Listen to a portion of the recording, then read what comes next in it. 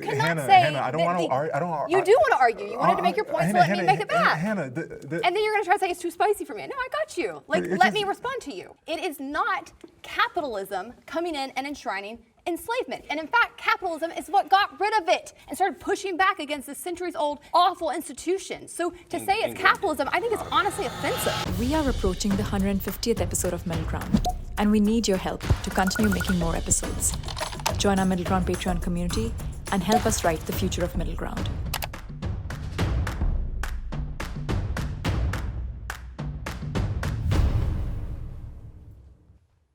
America would be a more powerful country under communism.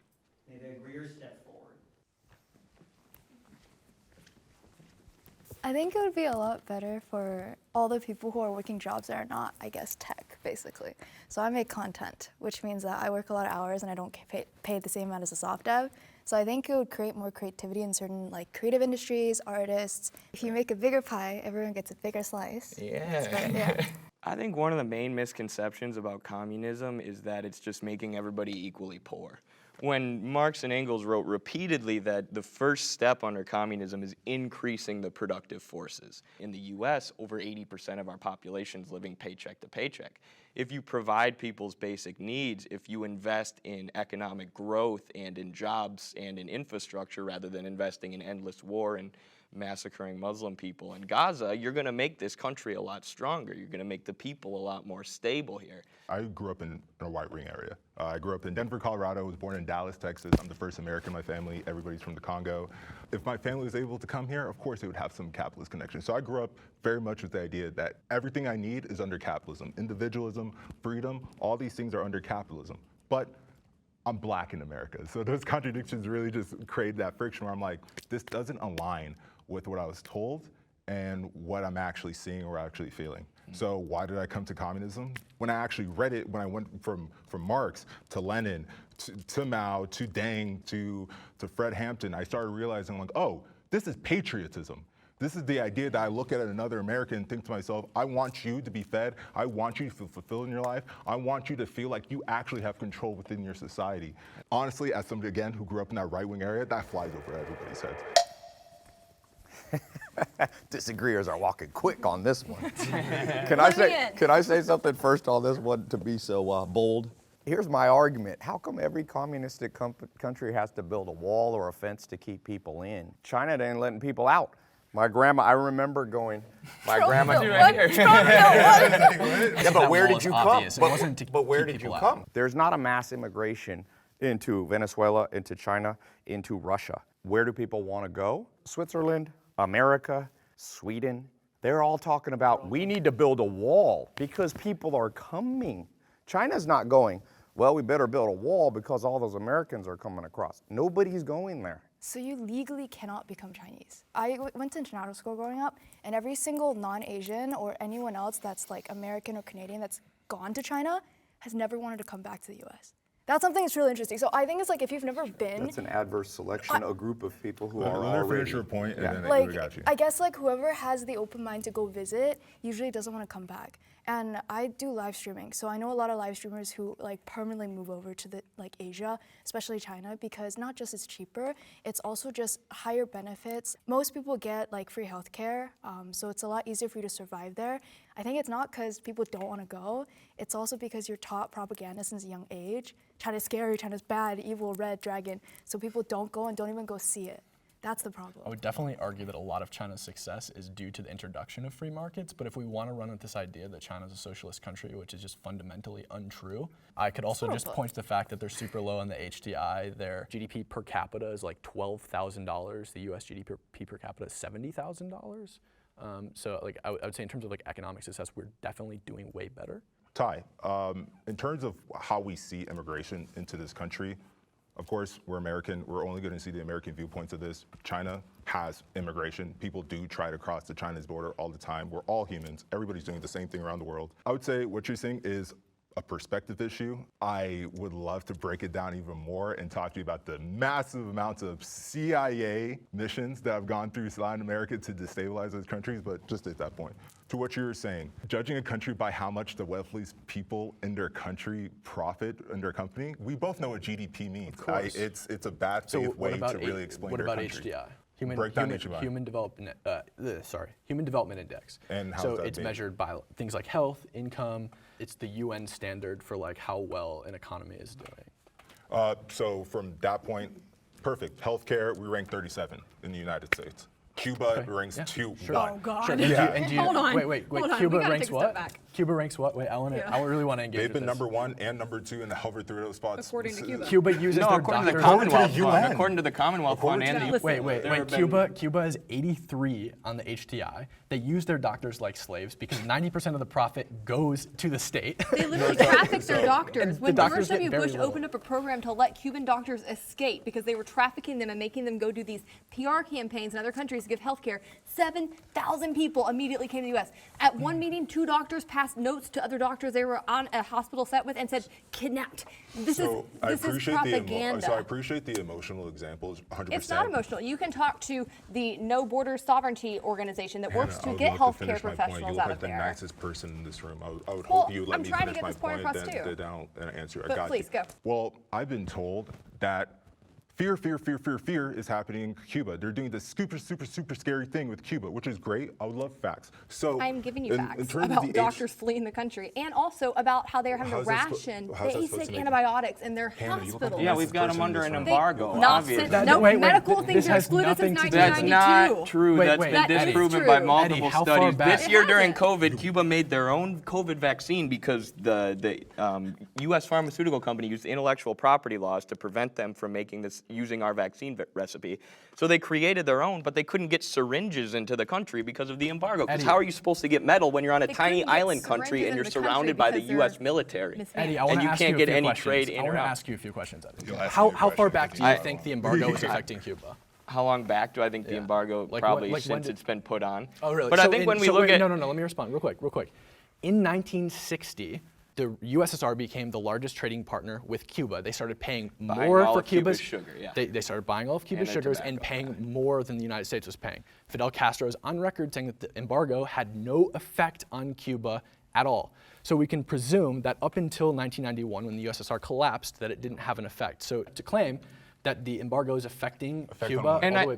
and I think when we look at You this said is the. 1991 did Can I not make a affect point? his Because this is a stock. point I wanted to because make the for a USSR long time. collapsed. When we look at countries like Cuba and China, I think it's more important to judge them based on what they had before the revolution. Before Cuba had a revolution, nobody had access to healthcare. They were working on slave plantations that were Cuba- dominated by Western multinational corporations. China before the revolution, yes, there were famines during the era of Mao. There were far more famines before Mao came to power and before China was able to industrialize and get to the point today where they're now one of the most powerful countries on earth. In the 1950s, the U.S. was already industrialized. China had to do that. They were a semi-feudal country in extreme poverty. And in just 70 plus years, they've become this economic superpower. That is through central economic planning and, yes, allowing some of those private markets in. That's by undercutting the U.S. on labor because they don't actually have to pay people very much. They don't have to pay them based on their value, so they can make people come over there and work far cheaper, have their companies there, and then we buy their products cheaper. We are propping up China's economy, and we've been really stupid with our own policies when it comes to that. And also, we are constantly hamstringing ourselves because our government keeps regulating our economy more, getting more involved, tying its hands, so that they are outpacing us, plus all the money we're spending on war, instead of actually like letting people keep their taxes and invest in more things. So they are playing us right now. The U.S. has been really foolish, but it's not because communism works. They were starving up until 1979. Let's look at exactly when what they trade did. opened Let's up look with at them. exactly what they did when they opened up trade. They opened up special economic zones where multinational corporations could come in, but they said you're only allowed to do things as long as it's in line with the party and as long as it's in line with the government's central plans. I mean, to say that China's just capitalist, full stop, or that all their I'm not successes saying that come they are from capitalists. capitalism I'm saying that they is were pretty starving ridiculous. before I don't think capitalism anyone said started They getting were the foot in starving the under door. feudalism. Hannah and Cam come in here with the guns. They got the fire. They know it. They're ready for this. Who is we? When you say we, who is in this we? Because we did this, because we did that. Who is this? Who is this So again, metaphorical we? because the U.S. government is not a capitalist government, and we have to be strict about terms here, capitalism is a system and an economy, the government can either uphold capitalism or they can impede it. Our government is constantly impeding it. So when the government comes in and tells you, you can trade with this person, you can't trade with that person, that is the government, which is weak. So we have a representative government doing that. Is that something I as a capitalist want to see them doing? An American citizen. No, we I are don't. American citizens, but we are is American what you're citizens, saying. and so they are supposed to be representing our interests. If we're going to talk about what we're doing as a country, yes, like that is a huge part of it. And I also want to go back to communism, because when you talk about some of these countries that people often call democratic socialist countries, they rank higher on the economic freedom index than we do. That means they are more capitalist in their economy And I don't think those than countries we are socialist, to be and clear. so I just want to make sure we're defining terms, because communism is the centralized control and ownership of production, I'm of sorry, companies. Anna. But this is my Maybe- point I'm trying to make. I Like, we feel have you- to talk about actual It just systems feels that are antithetical communist if for we're going the to debate capitalist side this. to define socialism to me. It feels as very demeaning. Wait, are we Like, doing how do you communism define or it? How do you define it then? Because I'm What hearing is- things called socialism that Labor- aren't. But the prompt is communism. I guess like in terms of communism and capitalism, both are ideal states that don't fully work by themselves. But I do think capitalism is more pessimistic versus communism more optimistic. In an ideal state, if everyone actually worked hard and they wanted to contribute to a society to make it better, I think communism would work. Everybody cares. I think They you guys don't. are well That's the intentioned. problem. You could teach them though. Giving people government aid makes them lazy.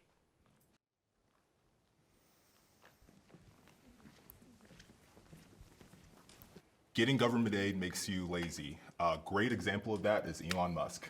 The amount of government aid the X Foundation gets in order to pursue inventions that don't work.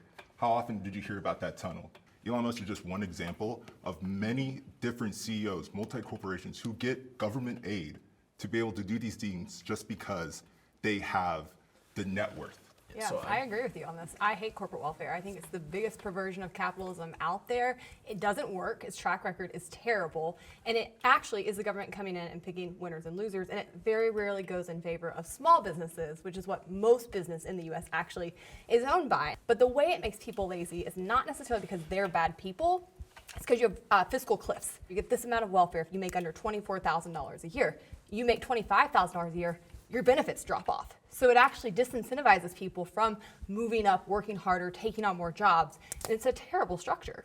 I completely agree with that from a perspective of it creates animosity. If there was a system saying that you couldn't use a certain government aid program that you're already paying taxes to just because you make this amount, wouldn't you have animosity for those people below you? The cliffs are, I think, more so specifically referencing like situations where people are taking in welfare and it compensates for their like lack of income, and then they get a promotion or something and they lose the welfare and they're worse off than they were before they lost the welfare and prior to the promotion. You build that state dependency and it de-incentivizes people to like work up the corporate ladder in their companies because they're receiving aid from the government. I think also we have to say what makes people work hard, not just what makes people lazy. Because I think that's the problem. You look at government welfare, is it is essentially keeping people trapped. It keeps them trapped in cycles of poverty. We actually saw before the great welfare deal under LBJ was pushed through, we had a larger rate of people coming out of poverty and moving up in this country. And then when we implemented these programs, that has stagnated ever since. And we can see that that hasn't worked. Just help me out here real quick. So when you say it doesn't work, what didn't work? We have not seen a decrease in the rate of people who are in poverty. And part of this is based on the education system. Part of this is based on different... Because of LBJ? Yes, these programs that came in, the welfare. I don't know this because of it. I think it stagnated work that was being done. For me, as somebody who works in public policy, that's what I'm interested in. What works?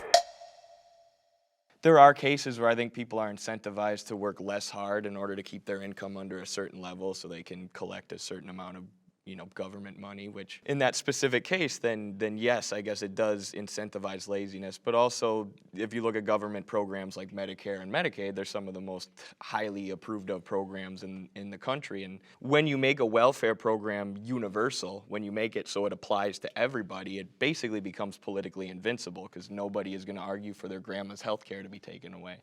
And we have a problem in this country where 45,000 people are dying every single year because they don't have access to basic health insurance.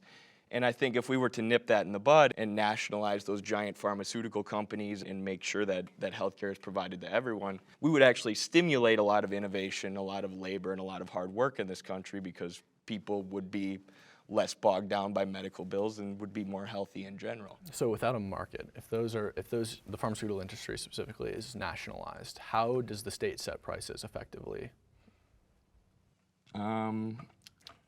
Before you get to that point, did you want to say something? Yes, please. There you go. I was gonna add, I guess like I lived in China for 8 years and 10 years in the US, so I have like the divide between the two. I guess in China, generally speaking, it's really safe, and there's a lot more equality in certain areas. In terms of support from the government, it is easier to get healthcare, 100%, and also I think certain societies use communism well, and it can be used well to create, I guess, more equality. I think capitalism ultimately creates inequality. So one thing I was going to say, you have to be careful. There's an old saying, we went out of the fire into the frying pan. The question is, under what system do you not get the guys at the top becoming super wealthy? Because Stalin and Mao Zedong, these people become, Chavez, okay, Castro, this man is no angel. The question becomes, which one dampens our greed in a way that benefit the most people? Yeah, I don't even think it should be that. It should just be which system is more effective at distributing resources and helping people have good outcomes. And China has abolished poverty, and we have rampant poverty. China hasn't abolished yes, poverty. Yes, they have, according to the World Bank. There's 300,000 homeless but there's people more in people, China. though, in ratio. He said they abolished poverty. They did There's Google it. The 300,000 World homeless Bank wrote a people. full article on it. National They have Center of abolished Biotechnology relative Information. poverty. When China was pure communistic, 45 million people starved to death eating bark and dirt and leaves. And it's hard to know, is it doing better, all the things you like? Are you sure that's from the communist side, the Mao Zedong side? I would argue or is that from the capitalist side? I would argue it's definitely the free market side. Yeah. I also just want to push back on one thing real fast. Are we still going to stick with the China thing? Because Well, I just wanna there's say so many it's- great points Yeah. here. We need a that, like, we need prompter over to here. I make know. us focus, you know what I mean? It's crazy to me to hear somebody say China's safer though, and like you can literally be disappeared from the streets. Like even your celebrities, famous tennis players, The famous FBI. people, they are. Shout out Julian Assange, though. Yeah, I mean, Fred shout out Julian Hampton, Assange, but we are not King. incarcerating Julian Assange right now. We are trying to extradite him here for trial, which I'm opposed to. They're doing our best, and he's been sitting in Belmarsh and for I've the spoken last out with him. I month. actually work with his brother on the campaign to get him freed. But what I'm saying is, we don't have political prisoners in the U.S. We don't. Who are they? Who are they? We assassinate them, yeah, Well, sure. okay, Yeah. who? Yeah, yeah, sure, yeah. Who have we assassinated? Jaleel Montekim Fred Hampton. was in jail for We 70 did that. years. The He government was a did that. Black I'm Panther. fine with this. I detest the FBI. I detest most policing agencies. I've done a ton of work on criminal justice reform. That's fine. If Rotten I was a to capitalist, the I would core. love the FBI. No. I would love the Absolutely FBI. not. literally the vanguard of capitalism, 100%. How's that? It's one of the armed bodies of the state that protects the dictatorship of capital. Because ultimately, I mean, 90% plus of elections are decided by the candidate who raises the most money.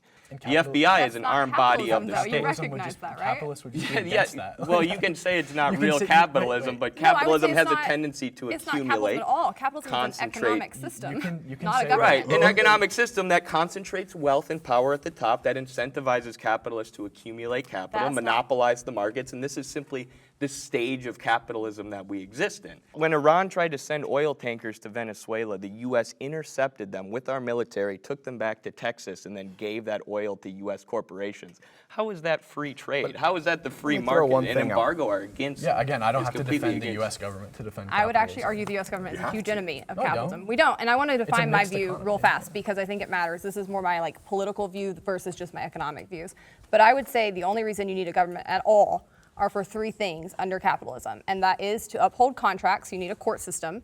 You do have to have a policing system so that people cannot harm other people's property or their person, and you need a national defense system. Now, what the U.S. has gone so far beyond that. We should have a defense. It should only be a government entity. You shouldn't have private companies coming in and profiting off of it, and it should be on guard to protect us if there's an existential threat, not waging war against other countries, not getting involved in all this interventionism we've been doing since Vietnam, completely opposed to that. But to sit here and say that that's capitalism, that's the government actually attacking capitalism. That's coming in and perverting our economic system, using our own tax dollars against us to do it.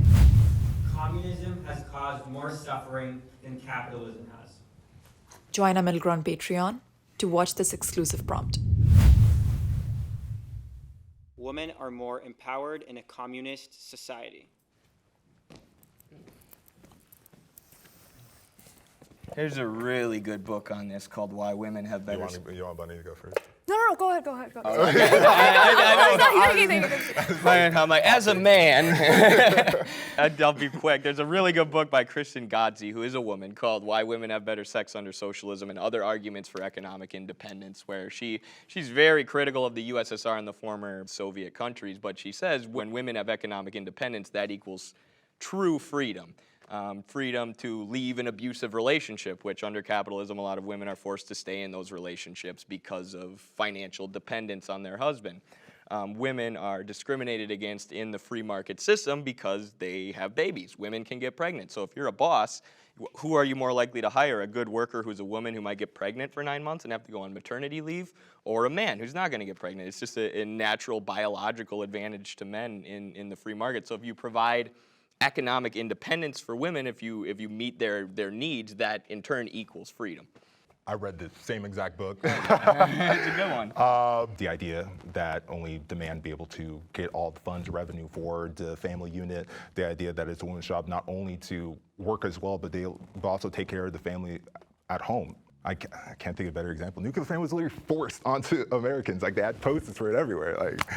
Like how's that freedom? So let's say the US had 1 billion people. How would you do to limit population? This is a prime example, right? How would they do it? I don't think they'll do it any differently than one-child policy. Like, let's be realistic. If you gave the US 1 million people, what are they gonna do? They'd probably just let them starve. Oh, but in China, they're like, we gotta ration goods to make sure we feed everyone. Yeah. Circumstances were slightly different. They had to make choices, might not have been the best choices, but if given the same circumstance in the US, maybe they would have done something similar. Communism in China was truly communism in the beginning. So let's look at the beginning. So my mom was really young during that time, but at least she saw what women were empowered to do.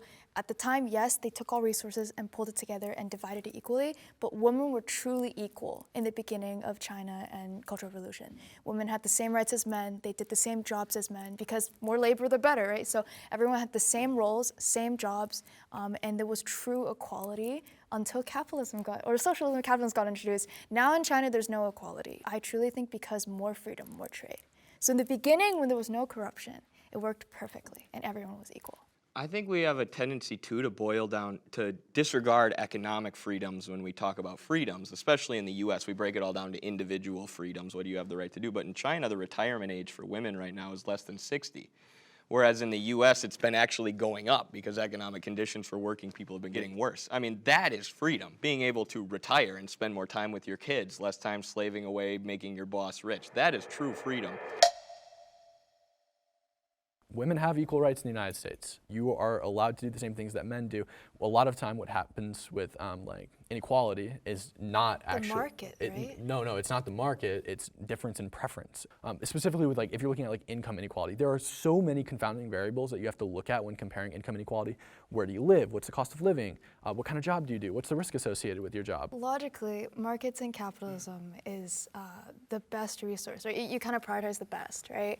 But if that's the case, women could get pregnant, hence they have to take time off, hence they're But that doesn't mean that they're not the best at something. Despite the fact that you can get pregnant, they can still be incredibly skilled over other people. But I think in capitalist societies, because of that time you need to take away, it's a risk. There are disadvantages. Like there are biological disadvantages. Financial risks is what Nobody's contesting that there's a major biological disadvantage for women. Women can also choose Has there been not a to get pregnant. communistic country female leader yet? Margaret Thatcher. New Zealand has one. Finland has one. Is there a communist? Kim Yo-jong's her name, right? In the DPRK. Yeah. She's one of the highest up in the Wait, DPRK's what country government. are you The using? Democratic People's Republic of Korea. Let's not use which North Korea. Well, the U.S. has also had very high people. The actual saying name of the Hillary country is Clinton. the DPRK, though. Secretary But of the State. point is, there's never been, if we're going to Wait, say communist, the prompt was, do communist economies, countries treat women better?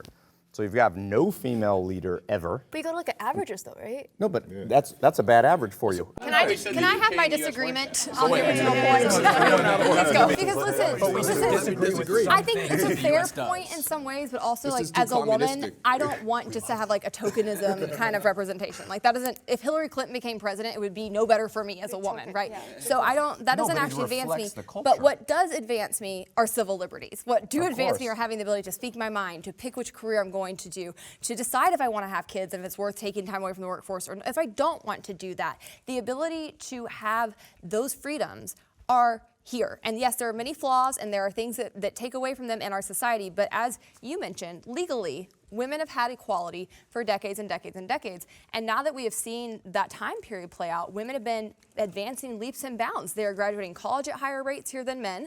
They are starting to out-earn men when you look at apples to apples, when they have the same job, same education. They're outpacing them in their advancement within companies. Women and men need the same things, and that is freedom, autonomy, the government not getting in your way, equality, civil liberties. Do you think economic stability is one of those things that I women do, and and I men think we crave have- and need? But yeah. you would say capitalism is what gives economic Absolutely. stability. Or gives it Even better. though Gives it 80% of better. women are living paycheck to paycheck, it's still better Wait, than but I don't know that's that that's just a true relative fact, number one, but- poverty. So there's always going to be relative poverty, even if Not everyone in in your China. society. It wait. follows Do relative you know what poverty according relative to the World poverty Bank. is? There's always going to be relative poverty in every society because relative poverty is just generally defined as making 40% less than the median income. There's always going to be a median income unless everyone's making exactly the same. So there's always going to be somebody living in relative poverty. But I want to address something you said earlier, that we're like picking and choosing, like the US isn't capitalist here, but it is here. No, it's like you judge a country if it's capitalist or not based on how it expresses capitalist traits. So we can say that like in general, the US is a mixed economy that's pretty economically free, right? But we can identify things in the government that we don't like, and we can say, okay, well, those things aren't really expressions of capitalism and we don't agree with them. So let's just take three things. Let's take three things. Are women treated better? Do they thrive more under a communist country? I think it's not only symbolic, but it's also a reflection if you make a woman the leader. Only capitalistic countries have had women as the prime minister or the president, and there's lots of them right now. There's never been one in communist history. America. Not even close. Okay. Number two, yeah, well, America's not the only capitalistic country. You have Finland, you have New Zealand, you had England, had Margaret Thatcher. Keep going.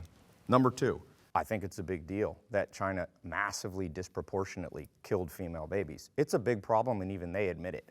So when we say, here's the system that treats women better, come on now. The third one that I think is important is, where do women want to live? Well, definitely not here. Okay. sorry. Where do they want to live in North Korea? But North Korea's not a communism, though. It's a, They just said, they just corrected me and said we're down it for is MDR. they're not You really guys a gotta communist unify. country.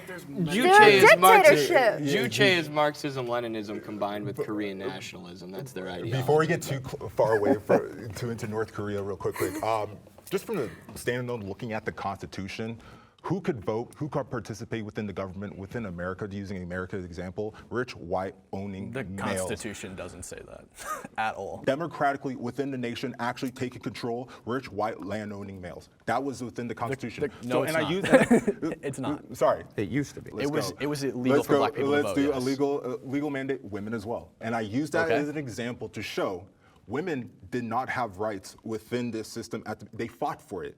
Okay.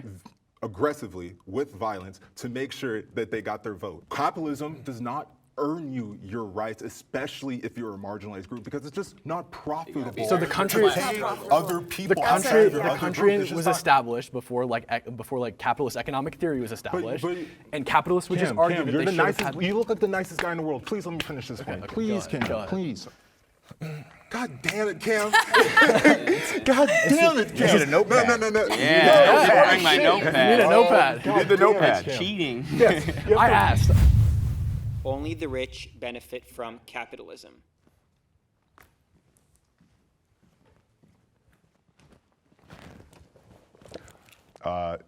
Really?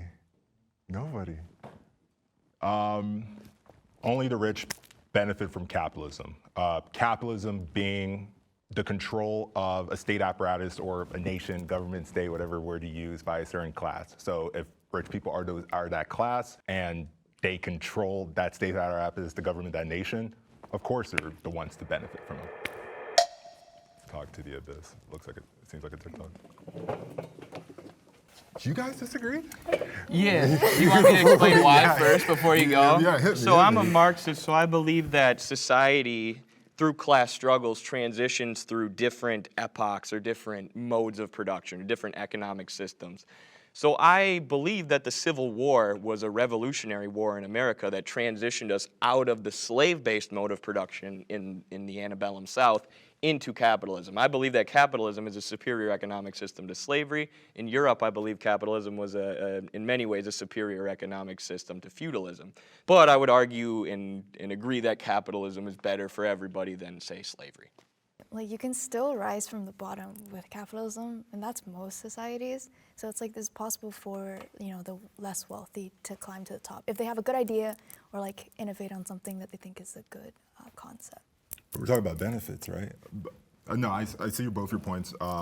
Definition, I know, now I'm being antithetical. I was telling you not to give you a definition. Now I'm about to give you a definition of capitalism. We should establish definitions of things we're talking about. Right? We gotta be on the same page about basic definitions. I feel like when it comes to science and ideology, it just gets kind of messy. It's more. I feel like it's just so much easier to do logical, like. Well, I mean, full points, if you but, cite like, a definition, I'll accept whatever you give me. I don't know about these guys. Nah, this is a trap. Hold on, let me finish this. But my idea of capitalism, I very much look at it within, again, very material, very cemented the idea of who has control over the military, judicial, legislative arm of a nation or a state.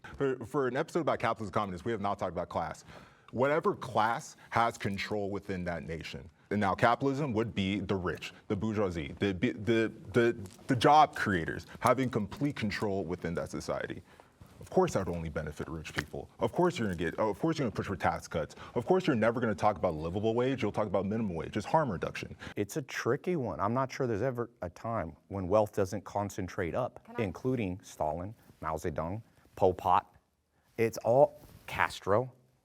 You don't think Castro was a rich man who was benefited from the Cuban system? Didn't he have almost $1 billion when he died? But I want to interject real fast, because unlike Cam, I won't just accept definitions. So when we talk about capitalism, that's fine, that's your definition. But for most people, when we say capitalism, what we mean is the free exchange and selling and buying of goods, right? And the more you have of that, the more freedom you have in those decisions, the less the government's involved in that, the more capitalism you have.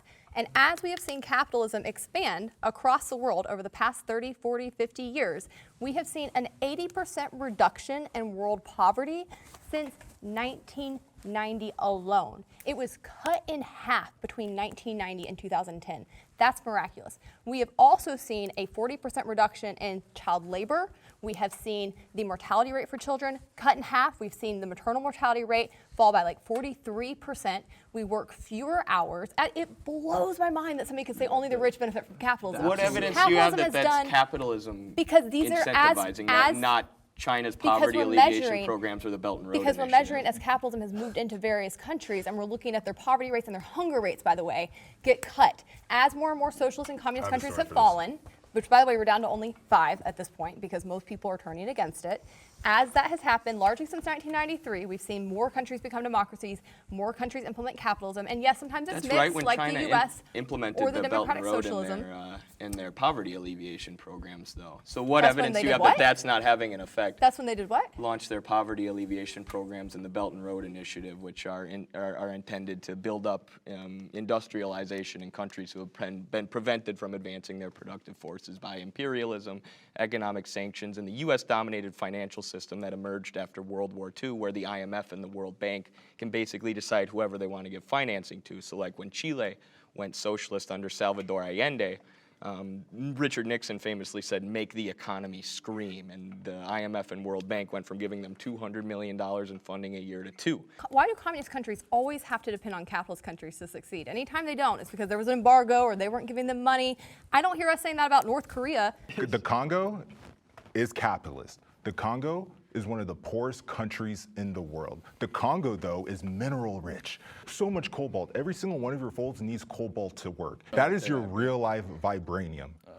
Capitalism has not helped the Congo. The disorder within the country benefits the capitalists at home. And When that's you the say they're democracy. capitalist, what do you mean that the Congo is capitalist? Well, you better because watch your definition if is not you're mine. African, you know who the new colonizers are? China.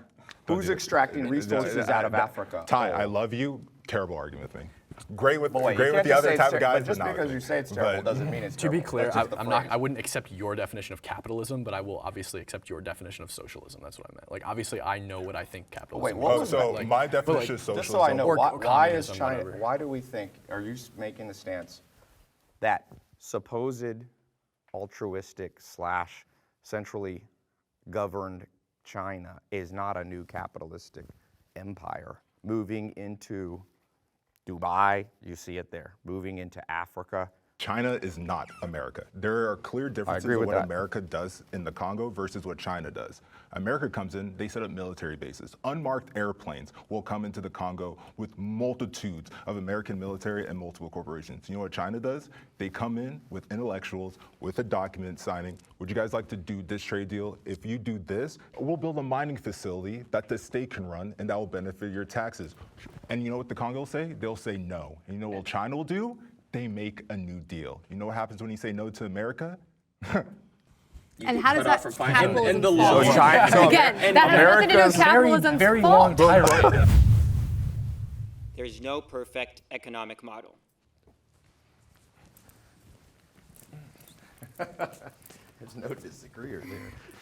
I mean, sorry to start already. One of the main misconceptions about communists is that we want to establish a utopia.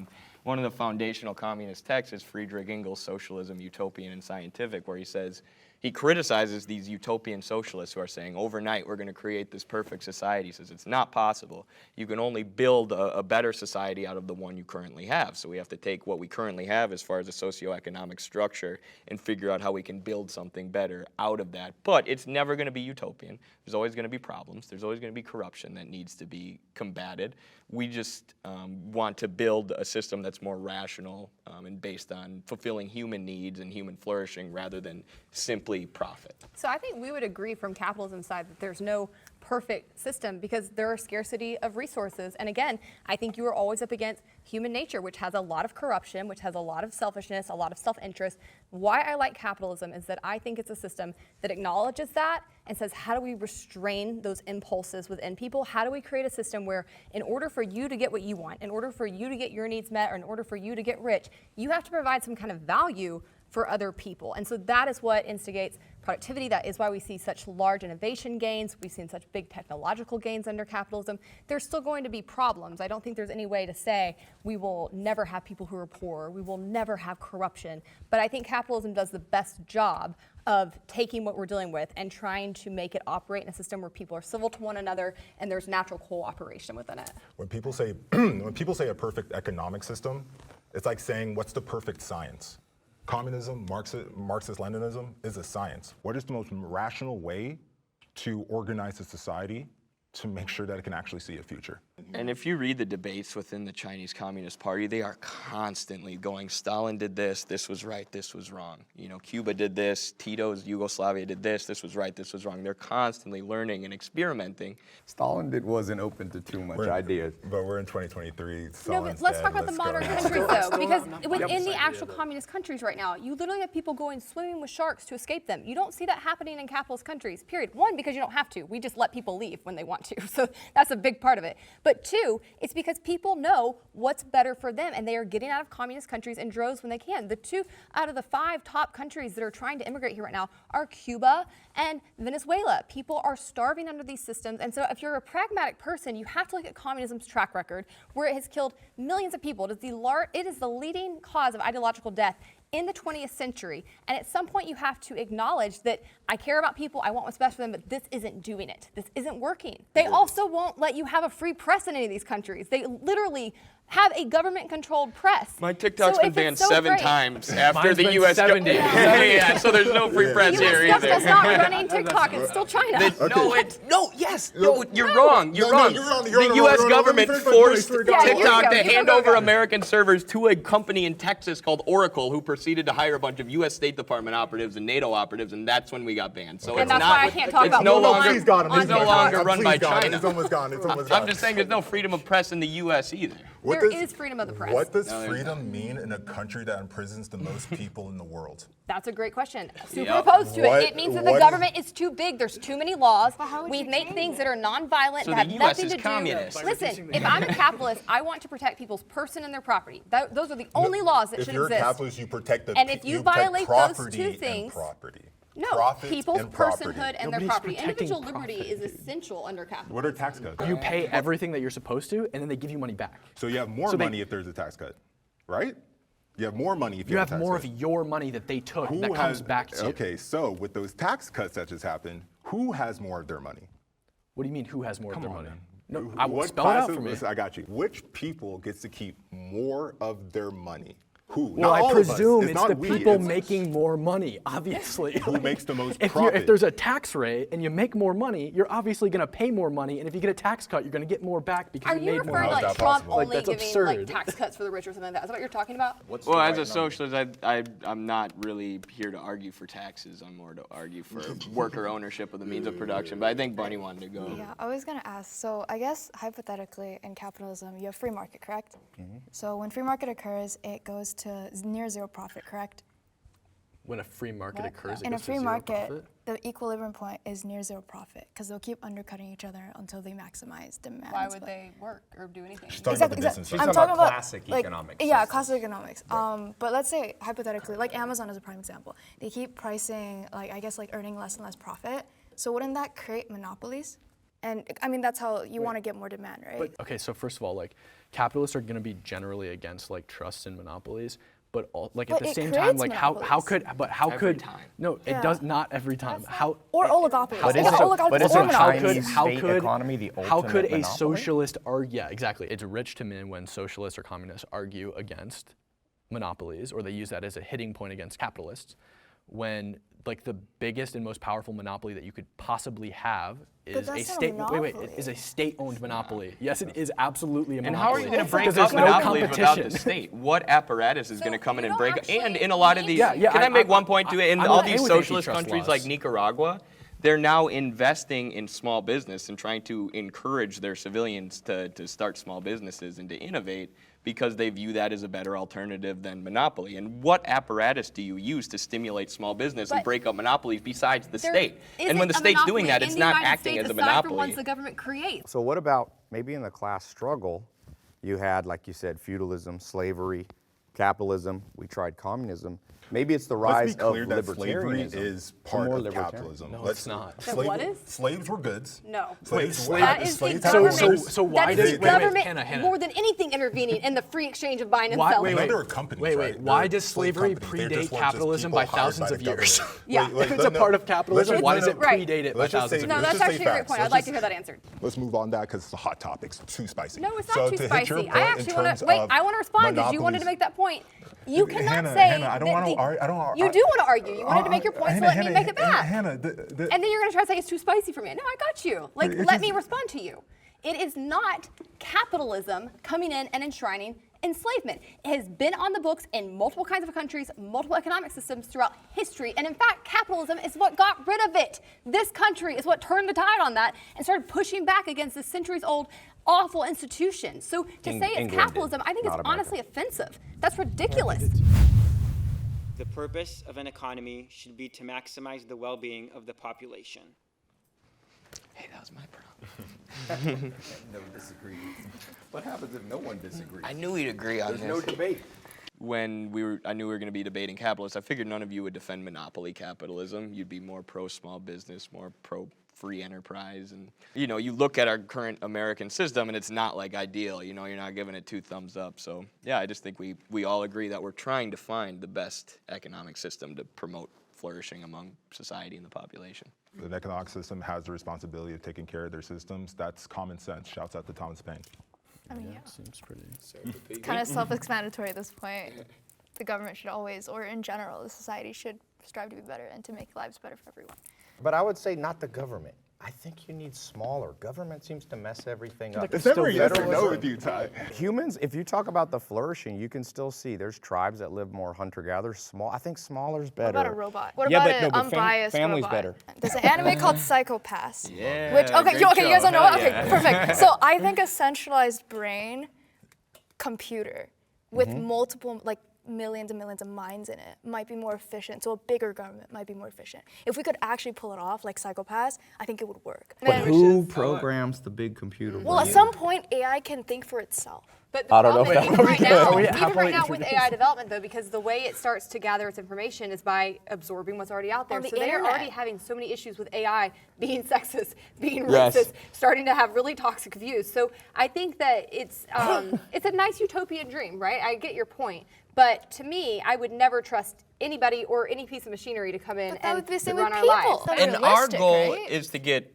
worker ownership of the means of production and worker control of production. So I actually agree with what you're saying. And one of my buddies, Christopher Halali, is a communist farmer in Virginia, and he lives in a very similar community to you. And you know, he says the same thing. Workers should be able to make these decisions about when to harvest, you know, but they can't do that if all the farmland and all the farming tools and tractors and fertilizers owned by multinational corporations and big agribusiness. I would like to note that you said control rather than own. And I think that under a capitalist system, workers do control the means of production by using their money as indicators, right? Like the business owners produce things based on the demand that consumers or workers, or the same thing, have. Our dollar doesn't mean fucking shit. Our dollar does mean something. It's an indicator for what things are valued at. But if a central decided, sorry, go ahead. Yeah, if the central government just decides what it's worth, like they have no indicator. Surpluses, because price is just a signal of scarcity. It What are they signals, long term? hey, there's Like, not they as would many think things as long-term. this, so the price is going to go up. Or hey, we've got a surplus of this, so the price is going to come down. It's a signal to people,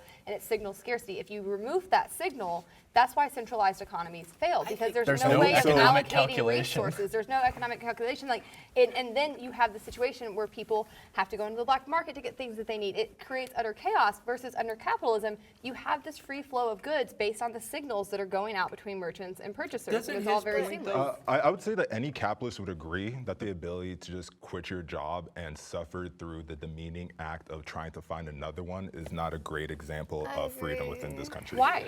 I don't understand. It's very easy to quit your job and get another job. Like, it's not difficult. Why is it demeaning? Sure. The average person who decides to quit a menial job, who has no access to education to get them a higher paying job, who has no social connection, no cultural connection, no state apparatus helping them in real life, just pure real life. It's not as easy as turn off, turn on. This leads to another really great example of government intervention that really screws up. You brought up education. Pretty much anyone in the United States can get into college, no matter how terrible your grades were. That's great. That really leads me to my next point. It's cheaper in It is very expensive, but do you know why people are able to go to college despite the fact that it's super expensive? Because the federal government comes in and says, hey, I've got 2 bags of money right here, and I'm willing to give it all to you, even though I know you can't pay it back.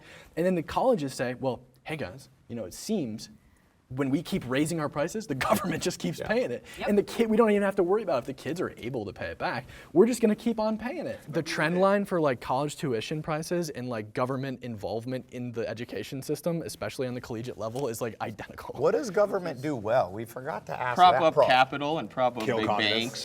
But then you don't like government. Then we all agree we don't like government.